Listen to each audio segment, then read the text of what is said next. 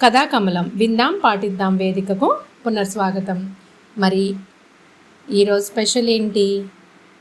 Dadasaheb BR Ambedkar గారి జయంతి ఉత్సవాలు జరుపుకున్నాం ఇవాళ. మరి అంబేద్కర్ గారి గురించి మీ అందరికీ చాలా వరకు తెలిసే ఉంటుంది. Because we celebrate his birthday in all our institutions almost. And ఆయన జాతికి చేసిన మేలు ఏంటో అందరికీ తెలుసు. We are still following his constitution written by him. And అతను ఒక వర్గానికి చేసిన సేవ కానీ, అతను స్టాండ్ తీసుకున్నది కానీ మనం ఎంతవరకు అర్థం చేసుకున్నాము అనేది ఈనాటి భారతీయులందరం కూడా మనం ఒక్కసారి ఆలోచించాలి. అంటే what I mean to say is, ఆయన అసలు ఎవరికి ఏమి చేయాలనుకున్నారు, what is been happening on his name today అనేది మనందరం ఏదేమైనా he is a very very legendary person to Indian history for ever. మరి కథలోకి వెళ్ళిపోదాం. ఒక నగరంలో రామయ్య రంగయ్య అనే వర్తకులిద్దరూ స్నేహంగా ఉండేవారు. ఒకసారి రామయ్య వ్యాపారి నిమిత్తం దూరదేశాలకు వెళ్తూ తన వద్దనున్న 100 టన్నుల లోహమును తన స్నేహితుడైన రంగయ్యకు ఇచ్చి జాగ్రత్తగా దాచి ఉంచమని చెప్పి తాను ఊరు వెళ్ళిపోయాడు. 100 టన్నులు అంటే 100 tons ఆఫ్ లోహం అంటే metal. Children maybe they are business men కాబట్టి వాళ్ళు మెటల్ బిజినెస్ ఏమన్నా చేస్తున్నారేమో. They didn't mention what is a metal, but 100 టన్నుల మెటల్ని తన స్నేహితుడి దగ్గర దాచుకున్నాడు. సో కొంతకాలం తర్వాత రామయ్య సొంత ఊరుకు తిరిగి వచ్చి మిత్రుని ఇంటికి పోయి, మిత్రమా, నాకు విదేశ వ్యాపారం అచ్చి రాలేదు, అందుకని తిరిగి మన ఊరిలోనే మునుపటి లోహ వ్యాపారమే చేయదలిచాను. నేను నీ వద్ద ఉంచిన లోహం నాకు ఇచ్చేసేయి, మళ్ళీ నేను వ్యాపారం మొదలు పెట్టుకుంటాను అని అడిగాడు. అయ్యో మిత్రమా, ఈ ఏడు అంటే ఈ సంవత్సరం ఎలుకల బాధ ఎంతో ఎక్కువైంది. మా ఇంటిలోని వస్తువులతో పాటు నీ 100 టన్నుల లోహం అంతా కూడా ఎలుకలు లాక్కుని తీసుకుని పోయాయి. ఈ మాట నీకు చెప్పడానికి నాకు నోరు రాకుంది. అంటే నేను చాలా బాధపడిపోతున్నాను. నోరు రాకుంది అంటే నేను చెప్పలేకపోతున్నాను. I'm feeling very bad for you అని అంటున్నాడు అనమాట. ఎవరు? రంగయ్య. నేను ఎంత చింతించానో దైవానికే తెలుసు. అంటే చాలా బాధపడిపోయాను, దేవుడికి తెలుసు నా బాధ, నీ గురించి ఎంత బాధపడ్డాను అని అన్నాడు. అంటూ రంగయ్య కంటి తడ పెట్టుకున్నాడు అనమాట. రంగయ్య ఏడ్చినట్టు యాక్షన్ చేస్తున్నాడు.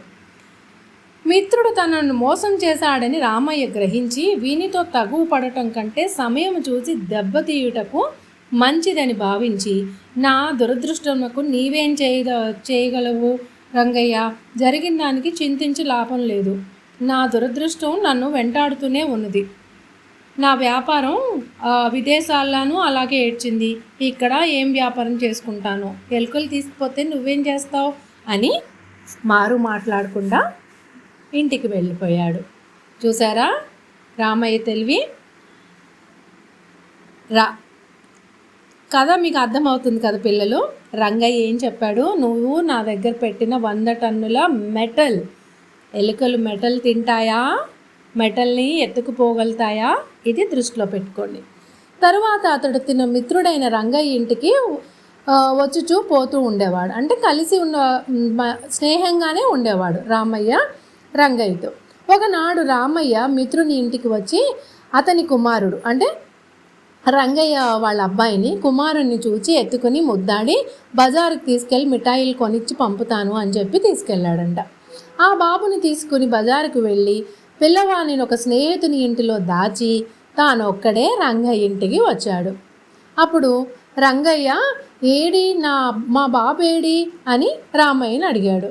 స్నేహితుడా, నీ పిల్లవానికి మిఠాయిలు కొనిపెట్టి తిరిగి వచ్చుతుండగా ఎక్కడి నుంచి వచ్చిందో పాడుగ్రద్ద రివ్వును వచ్చి మీ అబ్బాయిని తీసుకుని వెళ్ళిపోయింది. నాకు చాలా బాధగా ఉంది అని రామయ్య దొంగ ఏడుపులు ఏడుస్తున్నాడు. రంగయ్య కోపంతో వెంటనే రాజుగారికి ఫిర్యాదు చేశాడు. రాజు రామయ్యను పిలిపించి, ఏమోయి పిల్లవాడిని గ్రద్ద తీసుకుని పోయిందని చెప్పావంట, ఇదేమన్నా నమ్మశక్యంగా ఉందా?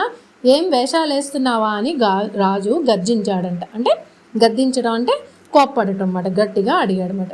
అప్పుడు రామయ్య, ప్రభు, 100 టన్నుల లోహమును ఎలుకలు తినేయగా లేనిది బాబుని గ్రద్ద తన్నుకుపోవటం ఆశ్చర్యమేమున్నది?